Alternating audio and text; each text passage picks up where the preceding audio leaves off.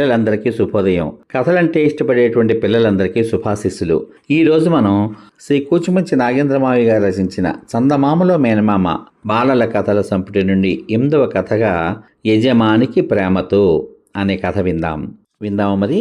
కథ పేరు యజమానికి ప్రేమతో. అదో దండకారణ్యం. ఒక నేరేడు చెట్టు మీద కోతి జంట నివాసం ఉంటోంది. వాటికి ఓ బుజ్జి కోతి పిల్ల. అది ఎంచక్కా ఆటలాడుతూ అటు ఇటు గెంతుతూ అల్లరి చేస్తూ ఉండేది. ఓ రోజు, అమ్మా, మొదటి నుంచి మనం ఇక్కడే ఉంటున్నామా అని అడిగింది ఆ బుజ్జి కోతి. అవును, నీకా అనుమానం ఎందుకొచ్చింది? నేను మీ నాన్న ఇక్కడే పుట్టాం, ఇక్కడే పెరిగాం, మన బంధువులంతా ఇక్కడి వారే అంది. అయితే మనం ఎక్కడికి వెళ్ళమా అంది బుజ్జికోతి. పిచ్చి పిచ్చిగా మాట్లాడకు.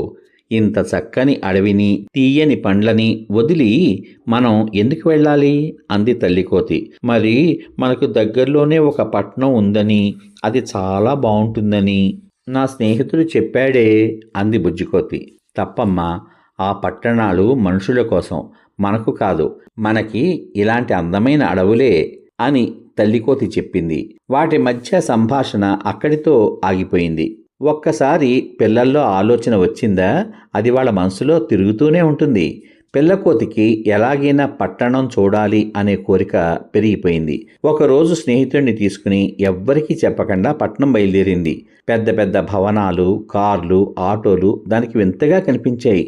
అమ్మో, పట్నం ఎంత బాగుందో అనుకుంది. కొంత దూరం వెళ్ళాక అక్కడ గారడీ ప్రదర్శన చూసింది. గారడీ వాడి దగ్గర 2 కోతులున్నాయి. వాటిని చూశాయి పిల్లకోతి, దాని స్నేహితుడు.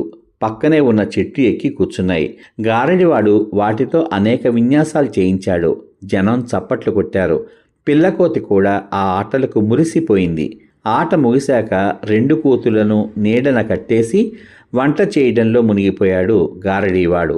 పిల్లకోతి, దాని స్నేహితుడు ఆ కోతుల దగ్గరికి వచ్చాయి. పిల్లకోతి, దాని స్నేహితుడు ఆ కోతుల దగ్గరకు వచ్చి చేరాయి. భలే భలే, మీ ఆటలు చాలా బాగున్నాయి అంది పిల్లకోతి.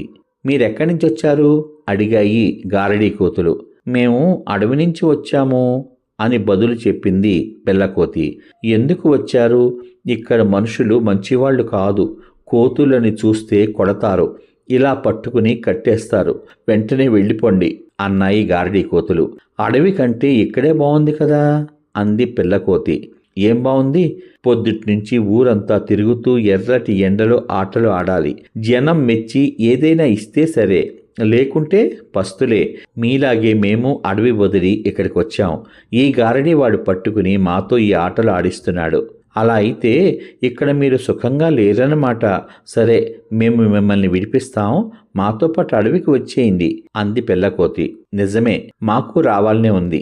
కానీ మమ్మల్ని నమ్ముకునే ఈ గారడీ వాడి కుటుంబం మొత్తం ఆధారపడి ఉంది. మేమే లేకపోతే మా యజమానికి ఆ మాత్రం డబ్బులు కూడా రావు. వాళ్ళంతా రోడ్డున పడతారు. ఆటలు నేర్పించడం కోసం మొదట్లో మమ్మల్ని కొట్టినా ఇప్పుడు ఎంతో ప్రేమగా చూసుకుంటున్నారు. అందుకే మా యజమానిని వదిలి మేము రాలేం. కానీ మీరు మాత్రం వెళ్ళిపోండి అన్నాయి గారడీ కోతులు. అవకాశం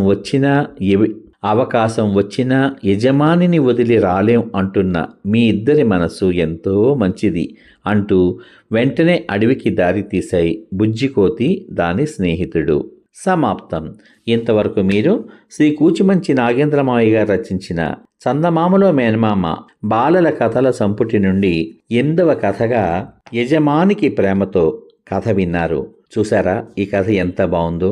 కోతుల్ని పట్టుకుని వాటికి కొన్ని విద్యలు నేర్పి ఆ ఆటలు ఆడించి వాటి ద్వారా వచ్చిన డబ్బును తమ కుటుంబ పోషణ కోసం వాడుకుంటూ ఉంటారు గారడీ వాళ్ళు. అటువంటి విశ్వాసాన్ని ప్రదర్శించిన గారడీవాడి కోతుల దగ్గర నుంచి మనం తెలుసుకోవాల్సిన గొప్ప అంశం ఏమిటో తెలుసా? ఎవరైనా మన్ని ఆదరించి అన్నం పెట్టినప్పుడు వారి పట్ల కృతజ్ఞతగా ఉండాలి అని. ఇంత చక్కని సందేశం అందించిన శ్రీ కూచిమంచి నాగేంద్రమావి గారికి హృదయపూర్వక ధన్యవాదాలు తెలియచేసుకుంటూ, తరువాయి భాగంలో చందమామలో మేనమామ బాలల కథల సంపుటి నుండి 9వ కథగా తూకంలో మోసం అనే కథ విందాం. ఈ కథ కనుక మీకు నచ్చినట్లయితే మీ స్నేహితులకు, బంధువులకు, మిత్రులకు అందరికీ షేర్ చేయండి. ఈ కథలో మీరే నీతిని గ్రహించారో ఆ నీతిని వీడియో కింద చక్కని కామెంట్లో పొందుపరచండి. మళ్ళీ తర్వాయి భాగంలో కలుద్దాం. అంతవరకు సర్వే జనా సుఖినో భవంతు. శుభమస్తు. స్వస్తి.